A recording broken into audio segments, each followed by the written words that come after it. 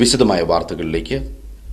ആറളം ഗ്രാമപഞ്ചായത്തിലെ ചതിരൂർ 110 കോളനിയിലെ ദുരിതങ്ങൾ അധികൃതരുടെ ശ്രദ്ധയിലെത്താൻ ഏജനറ്റ് ന്യൂസ് ടീം പകർത്തിയ കോളനിയിലെ ദുരിത ദൃശ്യങ്ങളടങ്ങിയ CD പട്ടികവർഗ യുവജനക്ഷേമ വകുപ്പ് മന്ത്രി PK ജയലക്ഷ്മിക്ക് നൽകുവാൻ ഏജനറ്റ് പ്രൊപ്പറേറ്റർ ശ്രീ ജോയ്ക്കുട്ടി അബ്രഹാം മാധ്യമപ്രതിനിധികളുടെ സാന്നിധ്യത്തിൽ പേരാവൂർ MLA അഡ്വക്കേറ്റ് സണ്ണി ജോസഫിന് സമർപ്പിച്ചു. ഒക്ടോബർ 9 ഉന്മേഷ് പായം പകർത്തിയ ദൃശ്യങ്ങളാണ് ചതിരൂർ 110 കോളനിയുടെ ദുരിതം പുറം ലോകമെത്തിച്ചത്. കുടിവെള്ളം, വൈദ്യുതി ഉൾപ്പെടെയുള്ള അവശ്യഘടകങ്ങൾക്കൊപ്പം ത്വക്ക് രോഗങ്ങൾ പോലുള്ള വ്യാധികളും 32 കുടുംബങ്ങളെയാണ് വേട്ടയാടുന്നത്. ഈ വിഷയം വകുപ്പ് മന്ത്രിയുടെ ശ്രദ്ധയിൽ എത്താൻ CD-യിലാണ് ന്യൂസിന്റെ പ്രസക്ത ഭാഗങ്ങളും ചതിരൂർ 110 കോളനി ദുരിത ദൃശ്യങ്ങളും പകർത്തി നൽകിയത്. മലയോരത്തിന്റെ സ്വന്തം പ്രാദേശിക ചാനലിന്റെ സാമൂഹിക പ്രതിബദ്ധത ഉണർത്തുന്ന നവ്യ ഉദ്യമത്തിൽ പങ്കാളിയാകാൻ ഉളിക്കലിലെ ഏജനറ്റ് ചാനലിന്റെ സ്റ്റുഡിയോയിലെത്തിയ പേരാവൂർ MLA ഏജനറ്റ് proprietor Joykutty Abraham, manager Shibu, channel news coordinator Suveesh Babu, marketing manager Shaji Jose, administrator MA John, technical head Shijo Abraham, Biju Bhaskar, Arun Ashok, Shijil, Tony, മാധ്യമപ്രവർത്തകരായ ഉണ്ണികൃഷ്ണൻ ഉളിക്കൽ, ജയദേവൻ, ഷിജോ, ഉന്മേഷ് പായം, ഷിൻഡോ ഉളിക്കൽ, സുരേഷ് മാസ്റ്റർ തുടങ്ങിയവർ ചേർന്ന് സ്വീകരിച്ചു.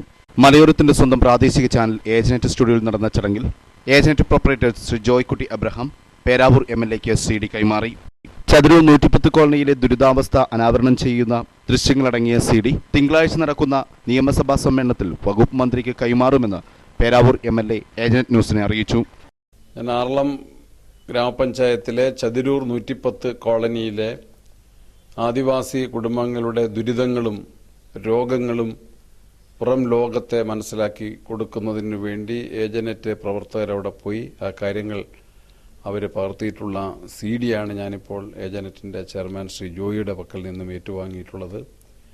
ഈ വിവരങ്ങൾ വളരെയേറെ പ്രാധാന്യമുള്ളത് തന്നെയാണ്. നമ്മളുടെ പേരാവൂർ നിയോജക മണ്ഡലത്തിലെ ഒരു കോളനിയിൽ അത്തരത്തിൽ ആദിവാസികൾ യാതനയും വേദനയും സഹിക്കുന്നു, പട്ടിണിയും രോഗങ്ങളും വിട്ടുമാറാതെ അവിടെ നിൽക്കുന്നു എന്നുള്ളത് വളരെ ഗൗരവത്തോടു കൂടി കാണുകയാണ് ഞാൻ. ഇന്നലെയാണ് ഞാൻ നിയമസഭ കഴിഞ്ഞെത്തിയത്. ഇന്ന് ഞാൻ തിരുവനന്തപുരത്തേക്ക് പോവുകയാണ്.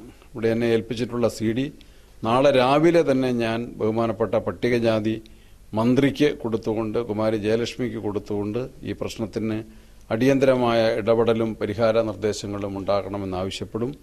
അതിനെ സഹായിക്കുന്ന രൂപത്തിൽ ബഹുമാനപ്പെട്ട മന്ത്രി നേരിട്ട് വന്ന് ഇത് കാണാൻ കഴിയാത്ത സാഹചര്യത്തിൽ അവർക്ക് ഇത് ദൃശ്യ സാധ്യമാകുന്ന രൂപത്തിൽ ഈ സംവിധാനം സജ്ജമാക്കി തന്ന ഏജനറ്റിൻ്റെ പ്രവർത്തകരോട് എനിക്ക് അങ്ങേയറ്റത്തെ നന്ദിയുണ്ട്. നമ്മളുടെ മലയോര പ്രദേശങ്ങളിലെ ജനങ്ങളുടെ ജീവൽ പ്രശ്നങ്ങൾ അധികാരികളുടെയും ബഹുജനങ്ങളുടെയും ശ്രദ്ധയിൽ കൊണ്ടുവരുന്നതിനാണ് ഈ ചാനൽ ശ്രമിച്ചുകൊണ്ടിരിക്കുന്നത്. അതിൻ്റെ ഭാഗമായി നിങ്ങൾ നൽകിയിട്ടുള്ള ഈ CD ഞാൻ വളരെ നന്ദിയോടുകൂടി ഉത്തരവാദിത്വ ബോധത്തോടുകൂടി ഏറ്റുവാങ്ങുകയാണ്.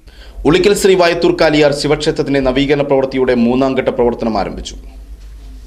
അതിപുരാതനമായ ശ്രീ വയത്തൂർ കാലിയാർ ക്ഷേത്രത്തിലെ നവീകരണ പ്രവർത്തനങ്ങളുടെ 3ാം ഘട്ട പ്രവർത്തനത്തിന്റെ ഓടിറക്കി വൃത്തിയാക്കുന്ന ജോലി ഞായറാഴ്ച ആരംഭിച്ചു. നാട്ടുകാരുടെ നിർലോഭമായ സഹകരണവും മാതൃസമിതിയുടെ വിശ്രമമില്ലാത്ത പ്രവർത്തനവും നവീകരണ പ്രവർത്തനങ്ങൾക്ക് ആക്കം കൂട്ടി.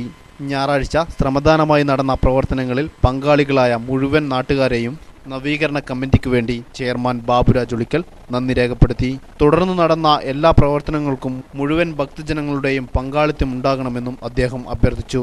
പ്രവർത്തനങ്ങൾക്ക് Baburaj Ulikkal, KV Shaji, MG Shanmughan, Vinod CR, Vinu Puthussery, Bindu Saji Krishnan, Savitri Vasu, Dhanesh മണ്ഡപത്തിൽ, പ്രഭാകരൻ K, സവിത ജയൻ, ഷൈജ ബാബു, തങ്കമണി ബെന്നിശ്ശേരി, ബിന്ദു കുഞ്ഞിമോൻ, സുധാ ശശിധരൻ, സുജാ പ്രദീപ് തുടങ്ങിയവർ നേതൃത്വം നൽകി.